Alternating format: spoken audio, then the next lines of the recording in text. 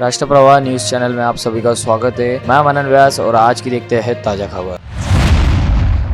राष्ट्रीय स्वयंसेवक संघ अमरावती महानगर की ओर से आज शाम 6:30 बजे किरण नगर स्थित श्रीमती नरसम्मा महाविद्यालय के मैदान में श्री विजयदशमी उत्सव आयोजित किया गया था। कार्यक्रम में Tongse Patil Buildcon solution private limited के चेयरमैन इंजीनियर श्री कृष्ण महादेव टोंगसे प्रमुख अतिथि थे। कार्यक्रम में प्रमुख वक्ता के रूप में राष्ट्रीय स्वयंसेवक संघ के राष्ट्रीय कार्यकारिणी सदस्य डॉक्टर मनमोहन वैद्य उपस्थित थे। इस अवसर मंच पर अमरावती विभाग संचालक चंद्रशेखर बोंदू, महानगर संघ चालक उल्लास बपोरीकर उपस्थित थे। कार्यक्रम की शुरुआत में शस्त्र पूजन कर अतिथियों का स्वागत कर ध्वजारोहण किया गया। तत्पश्चात खेल के प्रयोग सादर किए गए, जिसमें योगासन, दंड प्रहार, सांघिक व्यायाम योग के सादर किए गए। ऑनलाइन ठगबाजी की घटनाओं में दिनों दिन इजाफा हो रहा है। इसी श्रृंखला के तहत अमरावती में रहने वाली 38 वर्षीय शिक्षक को ऑनलाइन गेमिंग ऐप डाउनलोड कर बोनस मिलने का झांसा देते हुए लगभग 77 लाख का चूना लगाया गया। वही एक युवती के साथ मैट्रिमोनियल वेबसाइट पर हुए परिचय का फायदा उठाते हुए अन्य व्यक्ति द्वारा 28.5 लाख रुपए की ठगीबाजी की गई। इन दोनों मामलों को लेकर मिली शिकायतों के आधार पर शहर पुलिस की साइबर सेल द्वारा मामले दर्ज करते हुए जाँच शुरू की गई है। इस संदर्भ में मिली जानकारी के मुताबिक शिक्षक कॉलोनी परिसर स्थित देवीक्षा टावर निवासी योगेश श्रीराम जाकोटिया नामक शिक्षक को अप्रैल 2024 में एक अज्ञात व्यक्ति ने व्हाट्सएप पर संदेश भेजते हुए star111.live नामक गेमिंग ऐप डाउनलोड करने हेतु कहा था और इस गेमिंग ऐप के बारे में टिप्स देते हुए निवेश के जरिए बोनस के तौर पर अच्छी खासी रकम मिलने की बात कही थी। जिसके बाद उक्त अज्ञात आरोपी द्वारा गेमिंग के लिए अलग अलग बैंक खातों में 77,19,350 रुपए जमा कराने हेतु कहा गया और उसके ऑनलाइन गेमिंग अकाउंट पर फायदे की अच्छी खासी रकम भी दिखाई गई थी। लेकिन योगेश जाकोटिया जब उक्त रकम को विड्रॉल करने गए तब पता चला कि उनके बैंक खाते में ऐसी कोई रकम नहीं है, जिसके बारे में उस अज्ञात व्यक्ति से फोन पर संपर्क करने का प्रयास करने पर कोई संपर्क भी नहीं हो पाया, जिसके चलते योगेश जाकोटिया को अपने साथ हुई ठगेबाजी समझ में आई और उन्होंने तुरंत साइबर क्राइम पुलिस थाने पहुंचकर अपनी शिकायत दर्ज कराई। दूसरी शिकायत में वीएमबी मार्ग स्थित शिवापन कॉलोनी में रहने वाली 33 वर्षीय युवती की मराठी मैट्रिमोनियल साइट के जरिए आशीष कुमार नामक व्यक्ति के साथ जान पहचान हुई थी, जिसका फायदा उठाते हुए आशीष कुमार ने उक्त युवती को अपनी जरूरत बताकर अलग अलग बैंक खाते में 26,65,000 रुपए जमा करने हेतु कहा और फिर उस रकम को अपने फायदे के लिए विड्रॉल भी कर लिया। जिसके बाद उक्त युवक से शिकायतकर्ता युवती का कोई संपर्क भी नहीं हो पाया। ऐसे में अपने साथ हुई जलासची की बात समझ में आते ही उक्त व्यक्ति ने साइबर पुलिस थाने पहुंचकर अपनी शिकायत दर्ज कराई।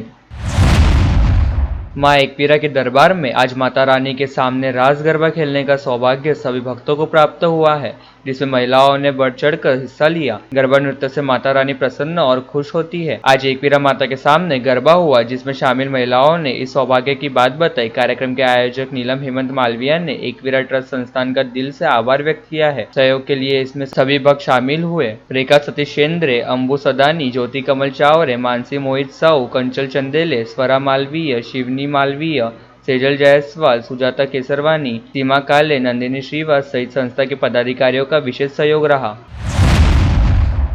राष्ट्रवादी कांग्रेस पार्टी शरद चंद्र पवार के जिलाध्यक्ष पद पर अनिल जड़मकर की नियुक्ति की गई है। 2 दिन पूर्व प्रदीप राउत को जिलाध्यक्ष पद से हटाने पर पार्टी के स्थानीय पदाधिकारियों ने अपने इस्तीफे राज्य अध्यक्ष को भेज दिए थे। हालांकि शरद चंद्र पवार की राष्ट्रवादी कांग्रेस पार्टी का जिले में कोई जनादर नहीं है, किंतु आने वाले विधानसभा चुनाव में पार्टी की कमान अपने पास रखने की रस्साकशी के चलते यह निर्णय होने की चर्चा है। क्राइम ब्रांच की यूनिट 1 ने किसानों को सब्सिडी पर मिलने वाली रासायनिक खाद की कालाबाजारी करने वाले 3 लोगों को गिरफ्तार किया है। यह ऑपरेशन शुक्रवार 11 अक्टूबर की रात को नांदगांवपेट थाने की सीमा में वडगांव माहुरे परिसर में चलाया गया।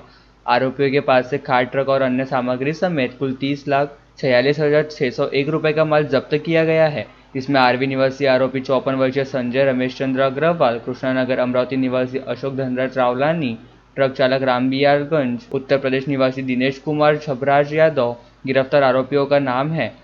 शुक्रवार की रात वडगांव माहुरे परिसर में बत्रा के प्लॉट के परिसर में कुछ लोगों ने एक ट्रक से खाद की बोरियां उतारकर दूसरी बोरी में रख ली। गश्त पर निकली क्राइम ब्रांच की यूनिट 1 को सूचना मिली कि उसके प्लॉट के परिसर में कुछ लोग एक ट्रक से खाद की बोरियां उतारकर दूसरी बोरी में भर रहे हैं। उसी के आधार पर क्राइम ब्रांच की यूनिट 1 ने वहां छापा मारा।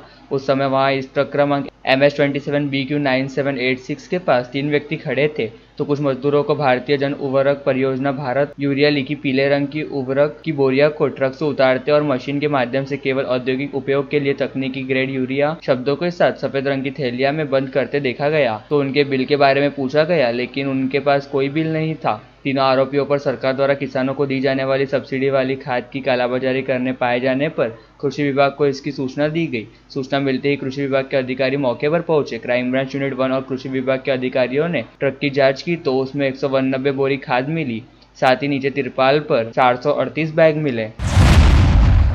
अमरावती विधानसभा क्षेत्र से कांग्रेस विधायक सुलभा खोड़के को 6 साल के लिए पार्टी से निलंबित कर दिया गया है। उन पर पार्टी विरोधी गतिविधियां करने का आरोप लगाया है। कांग्रेस के प्रदेश अध्यक्ष नाना पटोले ने यह कार्रवाई महाराष्ट्र के कांग्रेस प्रभारी रमेश चेन्नीथला के निर्देशानुसार की है। 2024 के लोकसभा चुनाव के दौरान और उसके बाद भी उनके लगातार पार्टी विरोधी काम करने की कई शिकायतें क्षेत्रीय कार्यालय को मिली थी। इसके मुताबिक नाना पटोले ने विधायक सुलभा खोड़के को भेजे पत्र में कहा है कि महाराष्ट्र प्रभारी रमेश चेन्नीथला के निर्देश पर उन्हें अगले 6 साल के लिए कांग्रेस पार्टी से निलंबित किया जा रहा है। विधान परिषद चुनाव में कुछ कांग्रेस विधायकों द्वारा क्रॉस वोटिंग की बात सामने आई थी। इन विधायकों में सुलभा खोड़के का भी नाम सामने आया है, लेकिन सुलभा खोड़के ने इस आरोप से इनकार किया। पिछले चुनाव में सुलभा खोड़के ने तत्कालीन भाजपा प्रत्याशी डॉक्टर सुनील देशमुख को हराकर विधानसभा पहुंची थी। उनके पति संजय खोड़के राष्ट्रवादी अजित पवार गुट के नेता है। उन्हें उप मुख्यमंत्री अजित पवार का करीबी माना जाता है। 2019 में भी सुलभा खोड़के के पास 2 विकल्प थे, या तो कांग्रेस से चुनाव लड़े या फिर एनसीपी से, लेकिन चूंकि कांग्रेस और एनसीपी के बीच गठबंधन था, इसलिए कांग्रेस को अमरावती सीट मिल गई और सुलभा खोड़के ने कांग्रेस पार्टी से चुनाव लड़ा। इस बीच सुलभा खोड़के ने शुक्रवार को एक प्रेस कॉन्फ्रेंस में बोलते हुए कांग्रेस नेताओं की आलोचना की। रमेश चेन्नीथला जब अमरावती दौरे पर थे तो आयोजित कार्यक्रमों में उन्हें विधायक के तौर पर सम्मानित नहीं किया गया। सुलभा खोड़के ने आरोप लगाया है कि स्थानीय नेताओं ने कई बार उनका अपमान किया। अपनी भूमिका जल्दी अमरावती की जनता के सामने रखने की बात विधायक सुलभा खोड़के ने पत्रकारों के साथ बात करते हुए कही।